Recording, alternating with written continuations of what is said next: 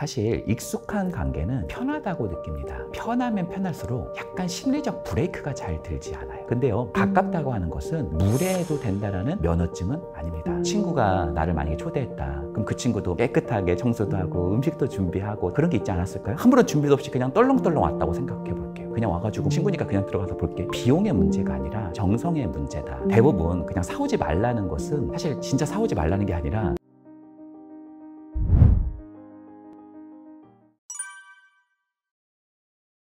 사실 익숙한 관계는 편하다고 느낍니다. 편하면 편할수록 약간 심리적 브레이크가 잘 들지 않아요. 예를 들자면 잘 모르는 사람들하고 우리가 만나면 좀 긴장하고요, 불안하고 또 어떤 생각을 자꾸 하냐면 이 사람이 나를 어떻게 생각할까? 나의 평판을 생각하고 또 우리 대한민국은 체면 문화가 굉장히 강하잖아요. 그러다 보니까 더 예의를 지키고 이 얘기를 하면 이 사람이 어떻게 받아들일까 한번 생각하고 말하는 경우들이 대단히 많거든요. 사실 꼭 친구가 아니라 하더라도요, 연인이라고 한번 생각해 볼게요. 처음 만나면 굉장히 여러 가지를 생각하고 가잖아. 나는 그냥 추리닝 입고 간다. 그냥 아무 말이나 한다. 그런 분 안 계실 거예요. 근데 그 연인이 10년차 부부가 되는 순간 사실은 자기도 모르게 굉장히 막 말이 나가는 경우들이 존재할 수 있죠. 그러니까 사실은 잘 모르는 사람들한테는 예의를 지키는 경우들이 있는데 매우 친해지면 사람에 대한 존중, 예의가 사라지는 경우가 왕왕 존재하고 있는 것이 사실입니다. 근데요, 가깝다고 하는 것은 무례해도 된다라는 면허증은 아닙니다. 오히려 가까운 사람일수록 말 한마디, 행동 하나가 더 깊이 바뀔 수 있습니다. 내가 지하철에 탔는데 누가 내 발을 밟았어요. 그럼 그 순간에 좀 기분 나쁠 수 있죠. 근데 그 발 밟은 사람 때문에 내가 6개월, 1년 동안 트라우마가 걸리나요? 그러진 않을 거예요. 왜요? 그 사람은 나한테 그렇게 중요한 사람이 아니기 때문에 그렇다는 거죠.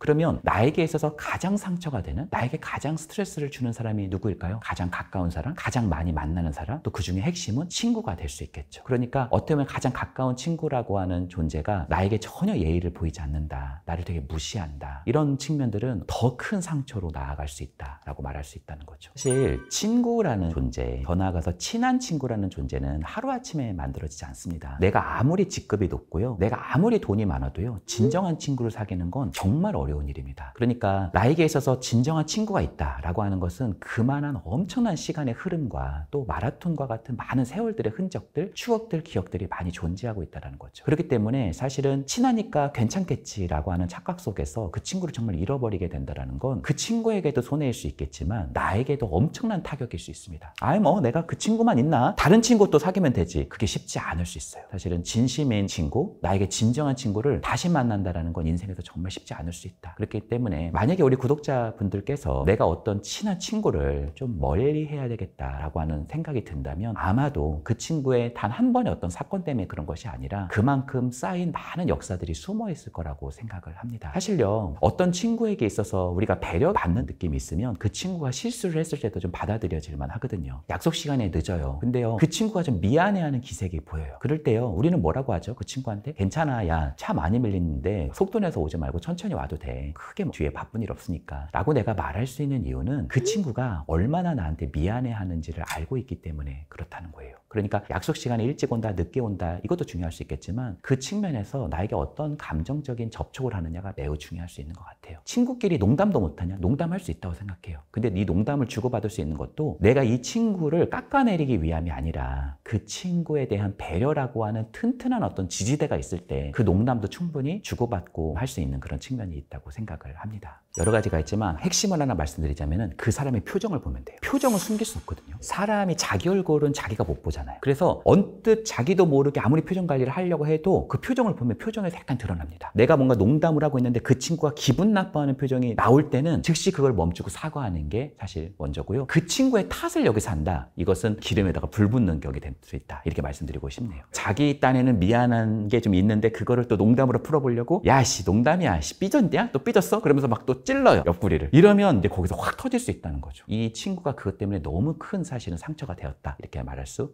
있을 것 같습니다. 우리가 영화를 보러 간다고 한번 해볼게요. 그 영화를 보러 갈 때 그냥 가나요? 내가 많이 갔던 극장이라고 해서 그냥 가지 않죠. 사실은요, 항상 표를 가지고 가죠. 그러니까 그 사람에게 그냥 방문하는 게 아니라 그 사람의 공간에 초대받는 일이라고 좀 생각해보면 어떨까 합니다. 사실 그 친구가 나를 만약에 초대했다. 그럼 그 친구도 깨끗하게 청소도 하고 음식도 준비하고 대접하려고 하고 그런 게 있지 않았을까요? 아무런 준비도 없이 그냥 떨렁떨렁 왔다고 생각해볼게요. 내 친구라는데 그냥 와가지고 야 그냥 친구니까 그냥 들어가서 볼게. 상당히 좀 기분이 안 좋을 수 있다는 거죠. 그러니까 비용의 문제가 아니라 정성의 문제다, 이렇게 말씀드릴 수 있다. 빈손으로 간다라는 건 나를 좀 중요하지 않게 생각하나, 나를 소홀히 대하나 하는 그런 상징적인 요인이 될 수 있다고 말씀드리고 싶네요. 그렇다고 해서 집들이 갈 때 막 엄청나게 비싼 거를 꼭 들고 가라는 건 아닙니다. 중요한 건 그 선물과 함께 그 의미를 참 전달하면 중요한 것 같아요. 예를 들자면 화분을 갖다 주는 거예요. 그러면서 야, 네 집에 더욱 환해졌으면 좋겠다, 이러면서 주는 거죠. 와인을 하나 갖다 주는 거예요. 그러면서 또 이렇게 말하는 거죠. 와이프하고 축배될 일이 좀 많았으면 좋겠어서 좀 하나 사왔어, 이렇게 얘기해 보는 거죠. 이렇게 좀 얘기하는 것은 그 선물과 함께 내 마음을 전달하는 일이 될 수 있다, 이렇게 말씀드리고 싶네요. 정말 안 사와도 되는 경우가 있어요. 예를 들자면 그 친구하고 우리 집에 계속 놀러 가는 경우. 왜 어린아이들 같은 경우는 그럴 수 있잖아요. 그렇죠? 게임하러 가고. 근데 그런 아주 극단적 예외가 아닌 경우에는 대부분 그냥 사오지 말라는 것은, 사실 진짜 사오지 말라는 게 아니라 너무 무겁게 생각하지 말고 네가 와주면 되게 좋을 것 같다라는 그런 마음이 사실 숨겨져 있는 경우들이 있습니다. 이 마음을 투여했는데 나는 그냥 간다? 나는 그냥 추리닝 입고 늦게 그냥 아무것도 없이 그냥 간다? 야, 나 좀 늦었다, 야. 이건 그 친구에게 있어서 사실은 선물의 돈의 문제가 아니라 나에 대한 마음의, 나는 투여를 했는데 이 사람에게 뭔가 받지 못한다는 느낌을 받을 수 있다는 거죠. 이게 왜 그러냐면 기본적으로 감정적 문해력이 떨어지는 사람들이 있어요. 정말 몰라서 그런 경우가 있어요. 사오지 말라고 했으니까 안 사가야 된다, 이렇게 생각하는 거죠. 문자적인 사고를 하는 사람들이 있다는 거죠. 정말 몰라서 그런 경우들이 우리 사회에 왕왕 존재합니다. 두 번째는요, 지나치게 배려해서 그런 경우들도 있습니다. 극단적으로 자기 딴에는 생각을 엄청 많이 한 거예요. 괜히 가져가면 이 친구가 나를 부담스럽게 여기지 않을까, 계속 이런 생각을 하느라 선물을 준비하지 못하고 끙끙대다가 자기 딴에는 어디 가서 사야 되지, 이거 어떻게 해야 되지, 커피집에 사야 되나, 편의점에 사야 되나, 그냥 가야 되나, 이러면서 그냥 가는 경우들도 상당히 존재해요. 세 번째는 공감 능력이 좀 전혀 없어서 그런 경우들이 있습니다. 이거는 자기 생각을 하느라고 그 친구를 잘 배려하지 못하는 경우들이 존재합니다. 이런 경우는 한번 이렇게 생각해 보면 좋아요. 만약에 입장을 바꿔서 한번 생각해 보는 거예요. 우리 집에 그 친구를 초대하라고 했는데 내가 만약에 야, 그냥 와도 돼, 너무 뭐 그런 거 준비해서 오지 마, 이렇게 표현했는데 그 친구가 그냥 왔다? 내가 정말 괜찮을 수 있는가? 이런 걸 한번 생각해 보는 것도 굉장히 중요한 지표가 아닌가, 그렇게 생각할 수 있습니다. 자기 합리화가 굉장히 강한 친구가 있어요. 자기 딴에는 계산 다 끝난 거예요. 아, 내가 예전에 뭐 커피 한 번 샀는데 뭐 그걸로 퉁치면 되는 거 아닌가? 이게 자기 딴에는 다 생각을 하고 플러스 마이너스, 아이 그 친구가 한 뭐 몇만 원 더 냈긴 했지만 그래도 나중에 내가 커피 좀 더 사면 되지 않을까? 이렇게 자기 딴에는 뭔가 합리화를 해가지고 안 보내주는 거죠. 이런 경우들이 상당히 존재하고요. 두 번째는 굉장히 좀 무책임한 사람들이 있습니다. 그러니까 자기 돈은 되게 중요한데 친구끼리 뭘 몇만 원 꼭 보내줘야 되나, 정 떨어지게 그렇게 하면 자기 돈은 그렇게 생각하지 않지만 친구에 대해서는 자꾸 그렇게 생각을 하는 경우들이 있다는 거죠. 세 번째는 나를 그냥 쉽게 생각해서 그러는 경우들이 있습니다. 쟤는 원래 그냥 잘 사주잖아, 쟤는 원래 그냥 잘 챙겨주잖아, 쟤는 나보다 좀 돈을 그래도 잘 벌잖아, 이렇게 생각해가지고 그냥 안 보내주는 경우들이 상당히 존재할 수 있죠. 네 번째 경우는 사실 굉장히 좀 안 좋은 경우인데요. 우리 사회에는 정말 별 사람이 다 있고요. 그 중에서는 사람을 정말 장기말처럼 이용하는 사람들이 있습니다. 아예 그거 자체에 대해서 문제의식을 못 느끼고요. 뭐가 문제지? 내가 까먹을 수도 있지, 그게 뭐 얼마나 된다고 그래? 자기가 더 화나는 그런 부분들도 있고요. 그러니까 어떤 면에서는 들으면 뭐지? 황당한 마음이 들 수 있죠. 세상에는 이런 사람들도 존재합니다. 그리고요, 이 모든 요소들은 조금씩의 정도의 차이는 있을 수 있지만 사실 공통점은 나하고 관계를 유지할 만한 어떤 진정성이 잘 보이지 않는다. 이게 어떤 면에서 핵심적인 공통점이라고 말씀드릴 수 있겠네요. 친구가 한 명인데 손절을 해야 되나 고민이다 라고 저한테 질문 주셨던 분이 실제로 좀 있었어요. 저는 꼭 좋은 건 아니라고 생각해요.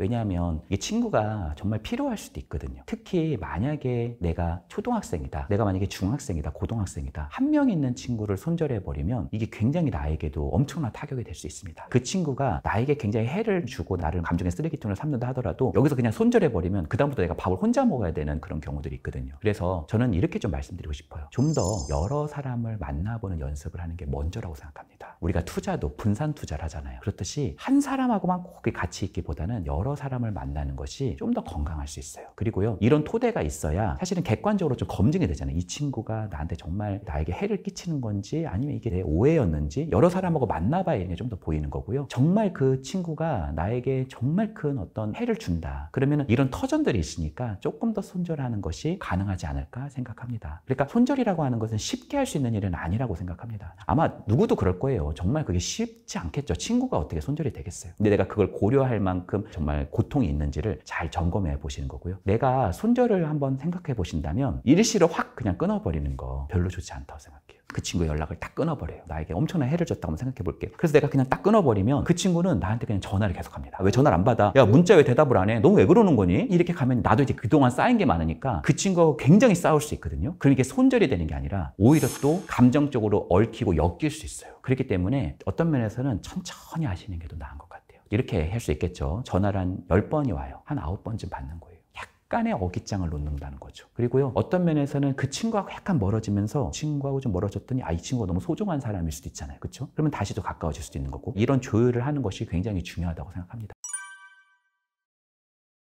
사람이 가지고 있는 가장 강력한 욕구 중에 하나가 뭐냐면 존중에 대한 욕구입니다. 이걸 자존감의 욕구라고 얘기를 하거든요. 저는 사실 사람을 많이 만나보니까 모든 사람이 그랬었거든요. 사람은요, 다 자신이 중요한 사람이 되고 싶은 욕구가 있어요. 여기는 굉장히 우울증이 심한 사람이라든지 아니면 굉장히 좌절이 심한 사람들도 다 포함이 됐다, 이렇게 말씀드리고 싶습니다. 그런데 이런 부분을 상당히 훼손하는 그런 관계들이 사실 존재하는 게 현실이라고 말씀드릴 수 있을 것 같습니다. 어떤 사람들이냐면은 자기 말만 하는 사람들입니다. 그러니까 자기 말만 계속 하는 사람들이에요. 사람에게 정말 미움받고 싶은 사람이 있으면 정말 큰 지름길이 하나 있습니다. 바로 뭐냐면 사람하고 앉아가지고 약 30분 정도 자기 자랑하시면 됩니다. 그러면요, 굉장히 듣고 있으면요, 나의 어떤 측면들이 생각이 들기 시작하면서 굉장히 좌절스러운 마음이 스며들기 시작합니다. 만약에 밥 사주면서 코스 요리 사주면서 내 자랑 막 30분 한다고 생각해 보세요. 그러면요, 밥 사주는 거에 대해서 막 기쁘다는 느낌이 들기보다는 이것도 1절이지 2절이지 30분 정도 하면은 집에서 그냥 너구리 끓여 먹을 걸, 괜히 나와가지고 소화도 안 될 것 같다, 이런 생각이 들 수 있다는 거죠. 보통 이제 잘난 척이라고 하죠. 우리가 자랑한다. 크게 세 가지가 사실은 꼽히는데요. 첫 번째는 돈 자랑입니다. 내가 얼마나 돈이 많은지. 야, 내가 이번에 주식해가지고 10배 벌었거든? 그러니까 너 10,000원짜리 이거 사주는 거야. 이런 식의 얘기들을 막 하다 보면요, 사실 그 10,000원짜리 먹으면서 고마운 게 아니라 속이 막 뒤틀릴 수 있다는 거죠. 두 번째는 능력 자랑입니다. 내가 얼마나 대단한 사람인지, 내가 어느 학위를 가졌는지, 얼마나 내가 훌륭한 사람인지, 내가 어떻게 성진을 하게 됐는지, 이런 자랑 30분 이상 하는 것도 굉장히 듣기 힘들죠. 세 번째는 많은 분들이 꼽는 건데요, 1위에 가깝고요, 바로 뭐냐면 자식 자랑하는 겁니다. 친구들한테 이런 경우들이 되게 많아요. 친구들한테 자기 돈 자랑을 엄청 하고 자기 능력 자랑 엄청 자랑하고 또 그 다음에 자기 자식 자랑하는, 예를 들면 이런 거죠. 우리 둘째 아들이 공부를 못해. 지 형 닮아가지고 전혀 못해가지고 서울대 의대 갔잖아. 해외 가라니까. 가서도 수석을 못하고 차석밖에 못해가지고 장학금을 3중으로밖에 못 받아. 왜 그런지 모르겠어. 공부를 안 해, 공부를. 이런 얘기를 하면요, 사실 그분 자식이 생각이 나는 게 아니라 듣고 있으면 누가 생각나요? 우리 아들이 떠올라요. 지금 우리 아들은 지금 3수 중이거든요. 바로 이 부분이, 내가 그 사람과 대화를 하면서 그 사람이 아무리 청산유수처럼 말을 한다 하더라도 나에 대한 어떤 예의가 없다라는 느낌을 받을 수 있다는 거죠. 근데요, 여기서 더 나아가서 정말 그 사람을 손절하게 만들거나 정말 그 사람을 미워하게 하는 지름길도 있습니다. 그게 바로 뭐냐면, 첫 번째는 자기 자랑의 스탠스를 유지해 주셔야 돼요. 30분 동안 스탠스를 유지해 주시다가 딱 한 번이면 됩니다. 그 친구의 속사정을 알면서 한 번만 무시하면 됩니다. 예를 들면 이런 거예요. 아니 근데 아들 이제 현수, 걔는 사수야 우수야 뭐야? 이렇게 한마디 하시면요, 가면서 어떤 생각이 들까요? 우리 집 지금 방에 있는 현수가 떠오른단 말이에요. 집을 들어가면 우리 현수 뭐 하고 있어요? 핸드폰 게임하고 있어요. 그렇죠? 이건 역시가 어떻게 보면 예의가 굉장히 없다고 말할 수 있고요. 제가 이걸 지름길이라고 말한 이유는 이것을 하지 않는 것이 매우 중요하다, 이렇게 말씀드릴 수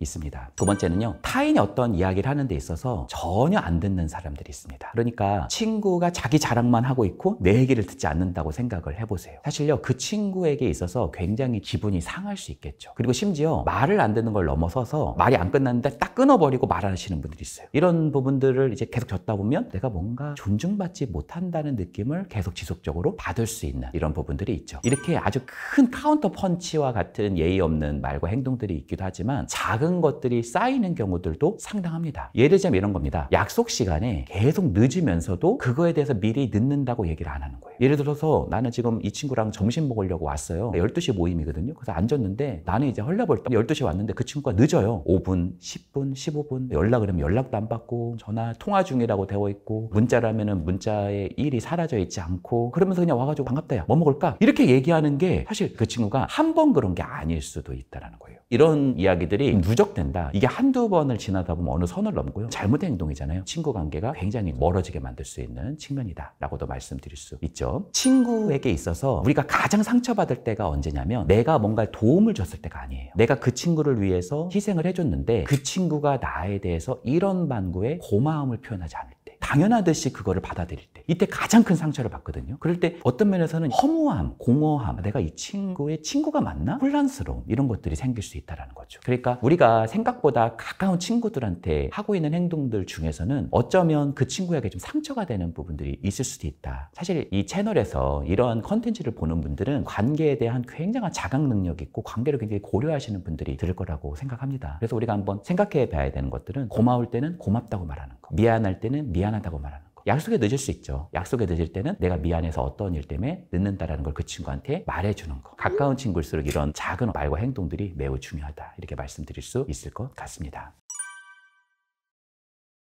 제가 정말 인간관계에서 너무나 큰 일들을 겪고 있는 분들이 참 많으셔서 꼭 말씀드리고 싶어요. 사람은 정말 많습니다. 그리고요, 똥차 가야 새차 옵니다. 나에게 있어서 정말 해로운 관계가 있다면 손절이 꼭 아니라 하더라도 조금 멀리 하시면 그만큼의 공간이 생기잖아요. 그러면 카톡을 보시면 별로 안 친한데 괜찮은 사람들이 존재해요. 그 사람을 조금은 멀리해야 그런 공간이 생길 수 있다는 거예요. 그 사람에게 먼저 내가 한번 연락해보는 거예요. 그래서 그 사람과 내가 함께 있는 그런 물결을 갖게 될 때 아, 삶이 이렇게까지 고통스러운 건 아니었구나 라고 하는 거를 아마 경험하지 않을까? 세상에는 정말 숨을 막히게 하는 사람들도 있지만 정말 허파처럼 숨을 쉬게 하는 사람도 있을 수 있구나 라고 하는 것을 조금씩 재경험할 수 있는 그런 토대가 있기를 응원합니다.